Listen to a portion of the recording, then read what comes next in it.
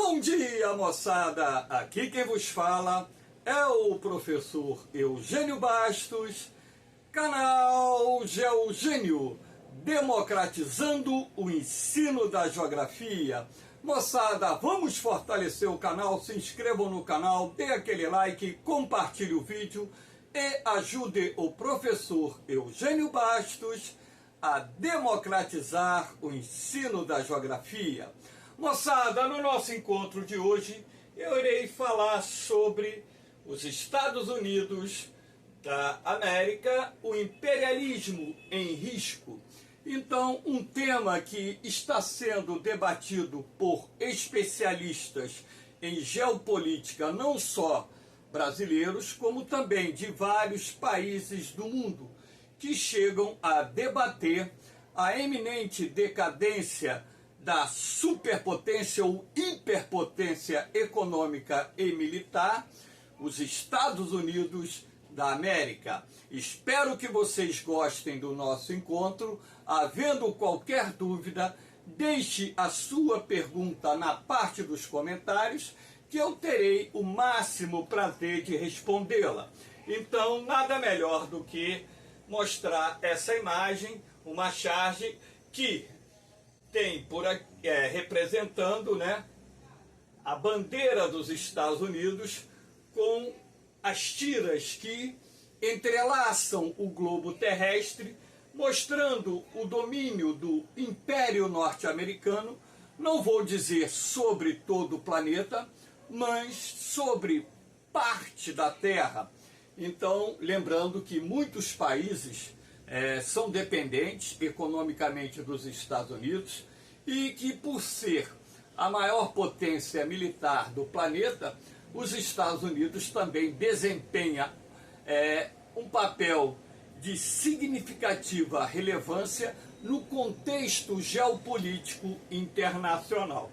Então, a ideia dessa aula é mostrar a vocês alguns fatos que estão corroborando para essa linha de pensamento que está fazendo parte dos debates políticos, não só aqui no Brasil, assim como em outras partes do mundo. Então, analistas em geopolítica internacional, analistas militares, vêm debatendo essa questão que envolve a decadência dos Estados Unidos, a decadência do imperialismo norte-americano no mundo. Então, eu separei aqui alguns temas de grande relevância, né, para que vocês possam entender o contexto dessa aula. Então, eu coloquei aqui um tabuleiro de xadrez, né, mostrando a Ucrânia no centro, os Estados Unidos à direita e a Rússia à esquerda. Então, os custos da guerra da Ucrânia para os Estados Unidos. Eu não digo nem somente para os Estados Unidos, porém, como os Estados Unidos é o objeto dessa análise que eu estou fazendo hoje, no dia 9 de janeiro de 2024, é preciso que nós possamos entender que os Estados Unidos, em primeiro lugar, é o país que, em 2022, 2023, promoveu maior ajuda militar à Ucrânia. Então, dezenas de bilhões de dólares foram transferidos para a Ucrânia através de ajuda militar para que a Ucrânia pudesse enfrentar a invasão do exército russo. Só que, no final de 2023, o Congresso norte-americano começou a barrar, através da proposta orçamentária para o ano de 2024, a concessão de novos pacotes militares para a Ucrânia. Então, se de fato o governo do presidente Joe Biden não ceder à pressão dos republicanos, que querem que o governo dos Estados Unidos adote medidas mais duras contra a imigração clandestina procedente do México, ora, certamente os republicanos que têm a maioria no Congresso norte-americano não vai aprovar o orçamento ou o tópico do orçamento ou a emenda do orçamento que prevê a manutenção da ajuda militar para a Ucrânia. E sendo assim, isso criaria uma dificuldade maior para que o exército ucraniano pudesse continuar enfrentando o exército russo. Eu me recordo, em 2022, de um discurso do presidente Vladimir Putin, que ele dizia que a Rússia faria uma guerra de desgaste, porque o parque industrial russo, sobretudo a indústria de defesa, teria plenas condições de suprir as necessidades militares do exército russo durante um período longo, e que a Ucrânia não teria como se sustentar por muito tempo, porque os países que estavam ajudando a Ucrânia, e muitos ainda estão, chegaria um momento em que, no mínimo, essa ajuda militar iria diminuir, ou essa ajuda militar seria interrompida, o que daria à Rússia ampla vantagem para destituir o presidente Zelensky do governo da Ucrânia e ali impor um presidente pró-Rússia.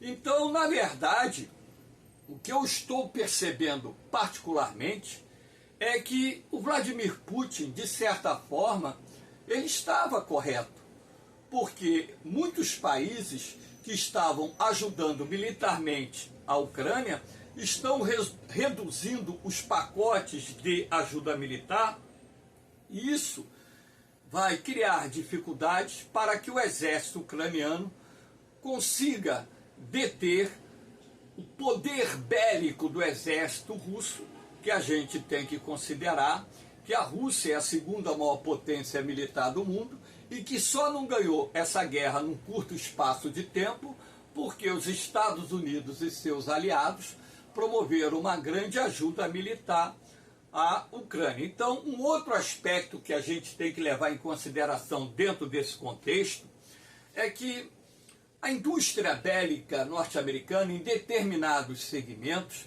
ela foi relativamente desmobilizada, desmontada, no período pós-Guerra Fria. Então, muitas indústrias fabricantes de armamentos fecharam, encerraram suas atividades.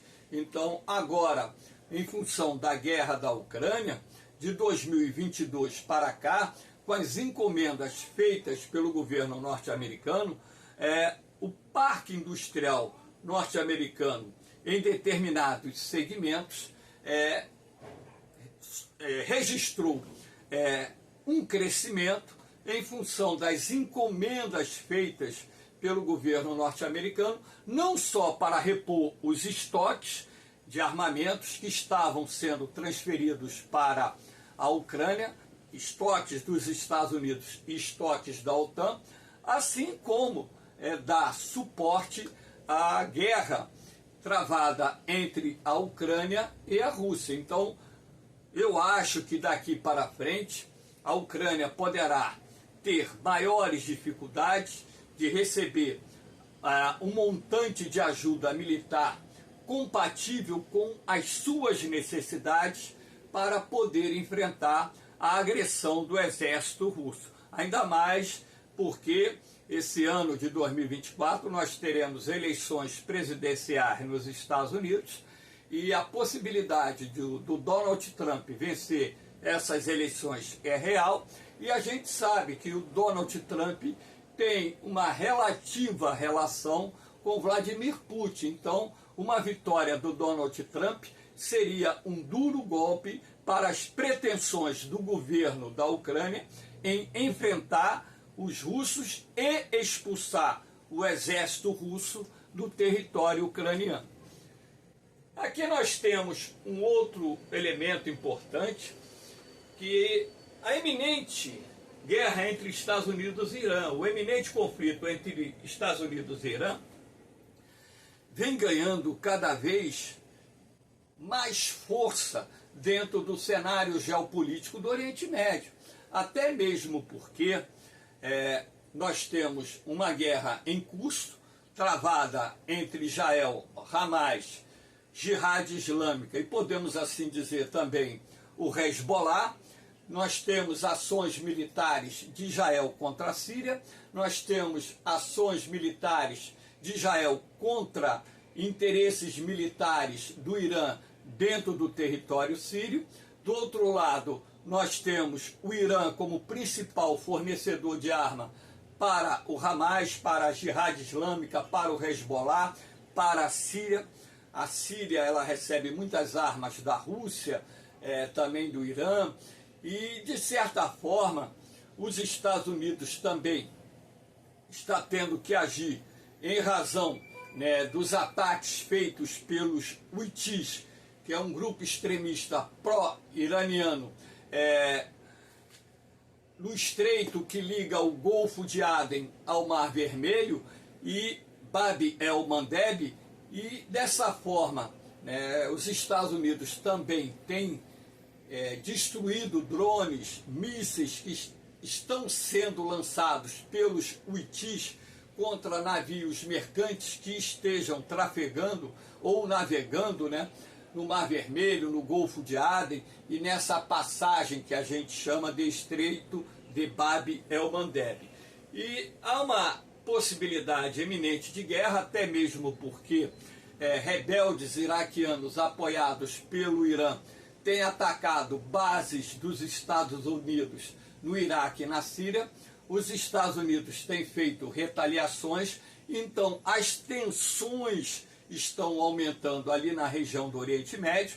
E observe uma coisa, quando Israel declarou guerra ao Hamas e à Jihad Islâmica, parte daqueles armamentos que eram transferidos para a Ucrânia passaram a ser transferidos para Israel. Então o montante de ajuda militar dada pelos Estados Unidos à Ucrânia diminuiu em função do compromisso assumido pelo governo norte-americano de ajudar o governo de Israel contra o Hamas, a Jihad Islâmica. Então Israel tem recebido um grande volume de armamentos, peças de reposição, munições dos Estados Unidos, e a gente está observando que a indústria bélica norte-americana, apesar de ser gigantesca, ela está com dificuldade de repor, num curto espaço de tempo, armamentos sofisticados,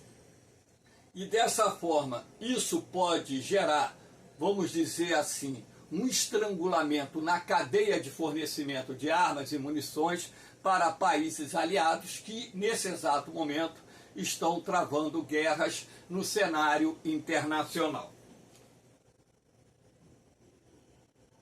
Aqui nós temos essa imagem, a bandeira dos Estados Unidos, a bandeira de Israel, mostrando a vocês, a ideia aqui é mostrar que o compromisso do governo norte-americano frente ao governo de Israel é muito grande, Israel, podemos assim considerar, é o principal aliado dos Estados Unidos no Oriente Médio, razão pela qual, além daquela ajuda militar anual de alguns bilhões de dólares que os Estados Unidos enviam para Israel, agora em razão do conflito que já se estende por mais de 3 meses entre Israel, Hamas, Jihad Islâmica, com um outro teatro de operações que envolve o Líbano, quando então está havendo um enfrentamento entre o exército de Israel e o Hezbollah, essa ajuda militar norte-americana aumentou ainda mais para Israel poder fazer frente às ameaças ao seu Estado. Lembrando que Israel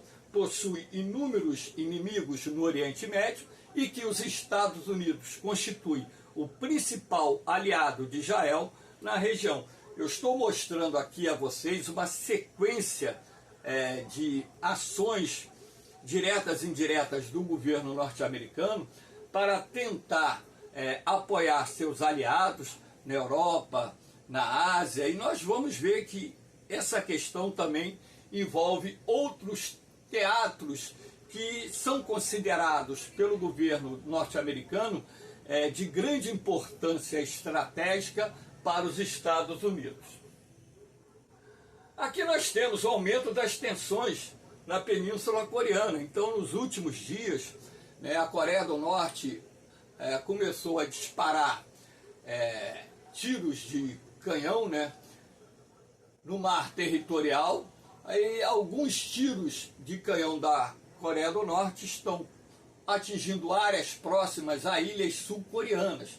E o discurso do Kim Jong recentemente, feito para a nação norte-coreana, dizia que o governo da Coreia do Norte tem a responsabilidade de unificar a Península Coreana. E o Kim Jong também ordenou que aumentasse os esforços para a produção de mísseis balísticos e os esforços para preparar a Coreia do Norte para uma guerra. Agora, a Coreia do Sul é aliada dos Estados Unidos. Estados Unidos possuem milhares de soldados baseados na Coreia do Sul. Então, o aumento das tensões entre a Coreia do Norte e Coreia do Sul também obriga o governo norte-americano a aumentar a sua ajuda à Coreia do Sul. Também leva o alto comando militar dos Estados Unidos, o secretário de Defesa, os altos dirigentes militares, comandantes do Pentágono, a desenvolver uma estratégia de enfrentamento caso a Coreia do Norte inicie uma guerra contra a Coreia do Sul. Então vocês percebam uma coisa: no mundo está havendo nesse exato momento vários teatros que estão colocando em xeque esse poderio militar dos Estados Unidos. A gente tem que ter consciência que mesmo os Estados Unidos sendo uma hiperpotência militar, ele não teria como atuar em várias regiões do mundo, pelo menos num curto espaço de tempo, caso nesses teatros de operações onde as tensões estão aumentando, possa ocorrer a eclosão de guerras que acabarão por dividir o poderio militar norte-americano para atender às demandas dos seus aliados nas mais diferentes regiões do mundo. Eu não sei se vocês estão conseguindo alcançar essa linha de raciocínio, porque é uma linha de raciocínio que faz parte hoje, como eu disse anteriormente, a uma rede de debate que envolvem estrategistas militares e geopolíticos de vários países do mundo.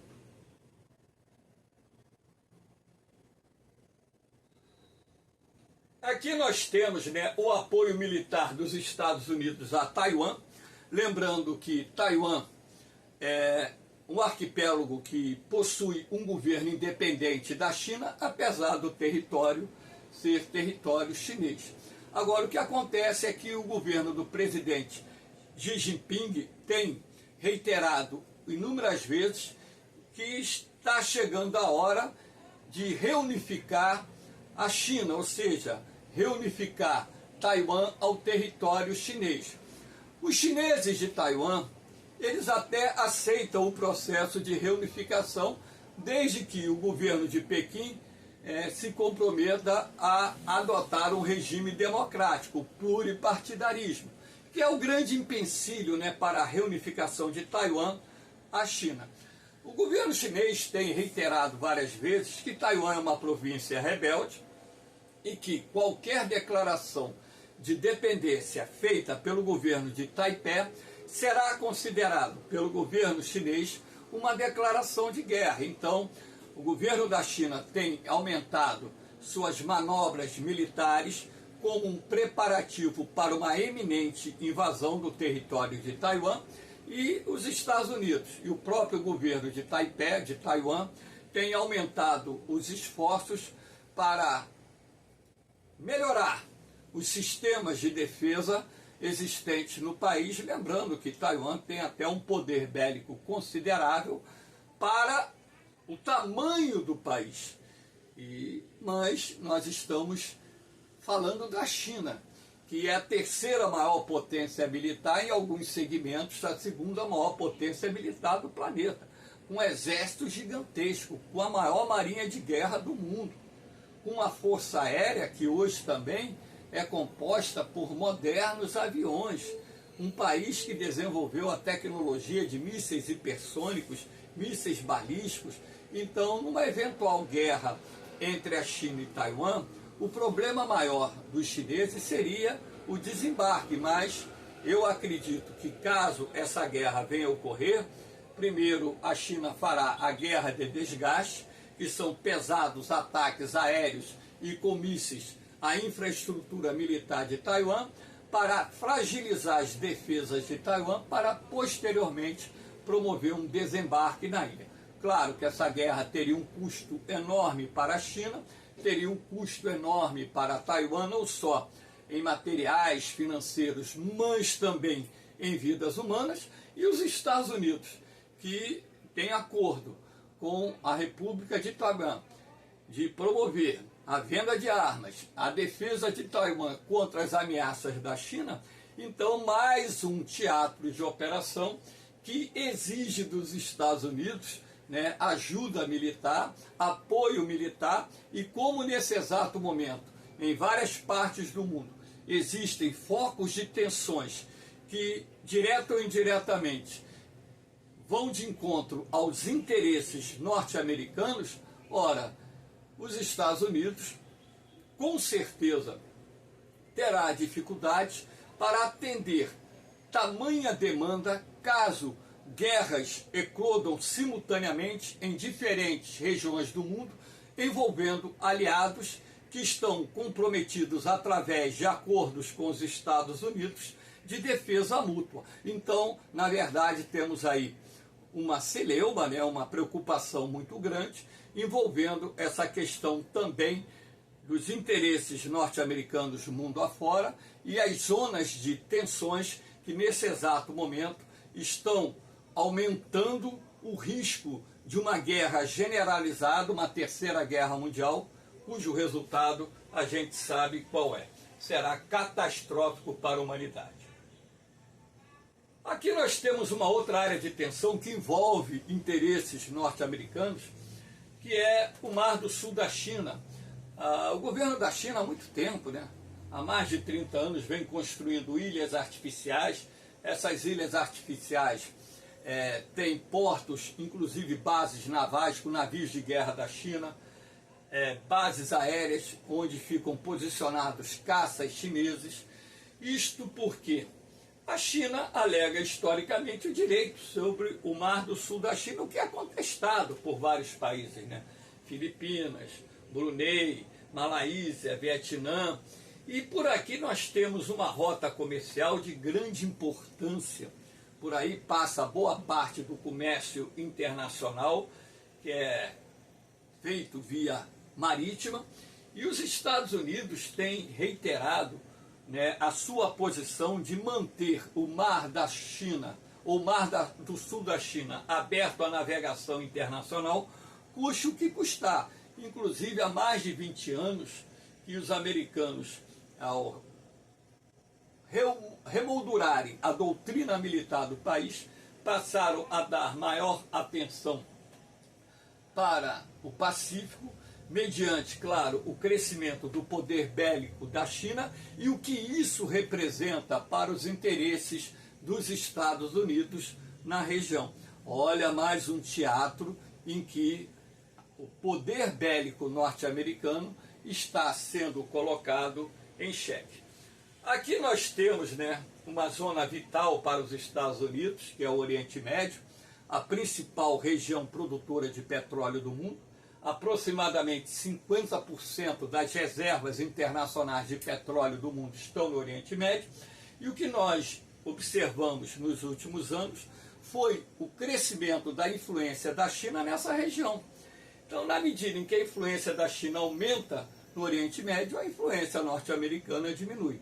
Então, vários países da região têm feito acordos com a China, e esses acordos, de certa forma, desagradam, pelo menos dentro do plano geopolítico, os interesses do governo norte-americano. Aqui nós temos em destaque a presença militar no Oriente Médio dos Estados Unidos, visto que a principal ameaça aos interesses norte-americanos nessa região.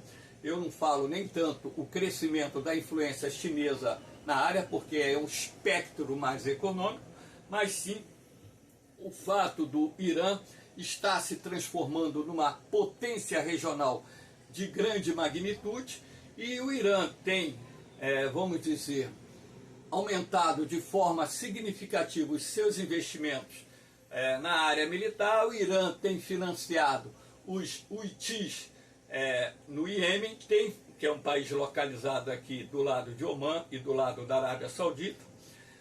Também aumentado os investimentos lá no Iraque, na Síria, e dessa forma também apoiado o Hezbollah no Líbano, apoiando o Hamas e a Jihad Islâmica lá na faixa de Gaza. E esse crescimento do poder bélico iraniano, associadamente ao programa nuclear iraniano, que está se aproximando cada vez mais rapidamente da produção de armas nucleares, isso gera um foco de tensão crescente, que pode também culminar com uma guerra não só entre o Irã e os Estados Unidos, assim como o envolvimento direta e indiretamente de Israel, e outros aliados dos Estados Unidos poderão entrar nesse conflito contra o Irã. Então aqui é um outro foco de preocupação do governo norte-americano, e dessa forma, quando se coloca aqui o termo imperialismo e risco, é em função de tantas zonas de atritos que estão envolvendo direta e indiretamente interesses dos Estados Unidos, que podem colocar essa influência norte-americana em escala global em risco.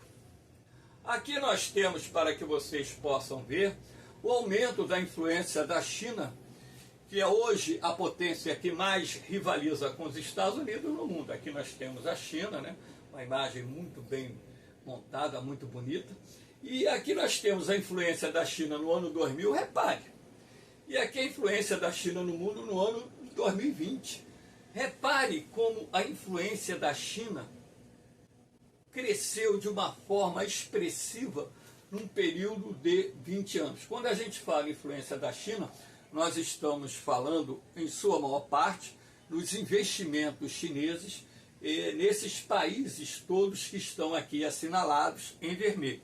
Alguns desses países já recebem bases militares da China. Então isso também gera um fator de preocupação, não só para os Estados Unidos, assim como também para as potências europeias.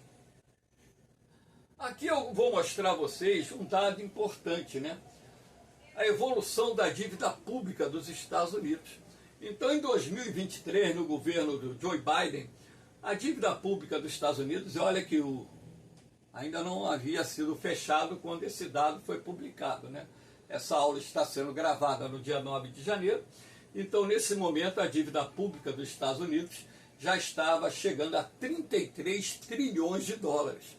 Para que vocês tenham ideia, o PIB brasileiro é de 2,1 trilhões de dólares. Podemos assim dizer que a dívida pública norte-americana equivale a 15 vezes o valor do PIB brasileiro. Agora, essa dívida pública norte-americana ultrapassou o valor do PIB do país. Então, na medida em que essa dívida pública ela vai crescendo, ela vai minando a capacidade dos Estados Unidos em poder manter determinados gastos, sobretudo no que envolve a presença militar direta e indireta dos Estados Unidos em várias partes do mundo. Chegará o momento em que o americano terá que entender que ele precisará equilibrar as contas públicas, porque a dívida pública também do governo norte-americano é gigantesca, é estrondosa, e é preciso um esforço muito grande para poder equilibrar as finanças de forma que os Estados Unidos também possam cumprir o seu papel de hiperpotência militar, hiperpotência econômica no cenário internacional. Então, por que eu estou mostrando esse dado? Porque é um dado preocupante, que vai, a qualquer momento, exigir do governo norte-americano cortes em diversos programas, e isso pode até mesmo envolver cortes no orçamento militar para poder equilibrar suas contas ou frear esse ritmo de crescimento da dívida pública. Aqui você tem as maiores economias do mundo, né?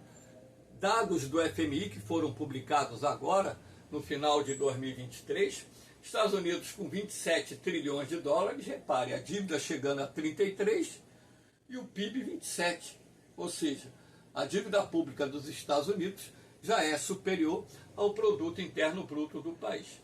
Seguido da China com 17,7, a economia chinesa vem se aproximando a passos largos da economia norte-americana, e depois lá atrás vem a Alemanha com 4,4 trilhões de dólares. Lembrando que o Brasil, nesse exato momento, ocupa a 9ª posição com um PIB de 2,1 trilhões de dólares.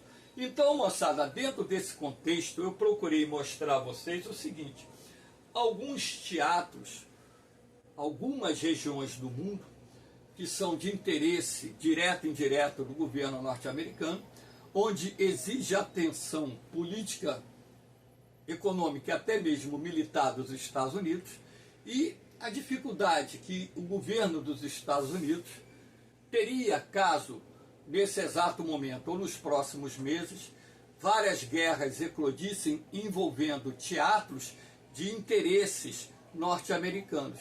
Então, será que os Estados Unidos teriam capacidade, num curto prazo, de atender a demanda dos seus aliados em fornecimento de armamentos e munições? A gente sabe que o parque industrial dos Estados Unidos é gigantesco. A gente sabe que os Estados Unidos é o país que detém as tecnologias mais avançadas de guerra. E a gente sabe que, assim como aconteceu na Segunda Guerra Mundial, a indústria norte-americana pode ser convertida numa indústria bélica de grande potencial de produção num curto espaço de tempo. Mas isso tudo tem um custo, porque as armas de hoje exigem muito mais tecnologia, são muito mais caras, e a gente sabe que o governo dos Estados Unidos, nesse exato momento, está passando por dificuldades econômicas, e isso poderia ser um elemento sinalizador no declínio do Império Norte-Americano, Império entre aspas. Tranquilo, moçada? Espero que vocês tenham gostado do nosso encontro. Dê aquela forcinha no canal, compartilhe o vídeo, deixe a sua mensagem. Se tiver alguma dúvida, pergunte, que eu terei o máximo prazer de respondê-la. No mais, moçada, um forte abraço em vocês, um beijão no coração de todos. Fiquem com Deus, eu vou, mas eu volto, hein? Fui!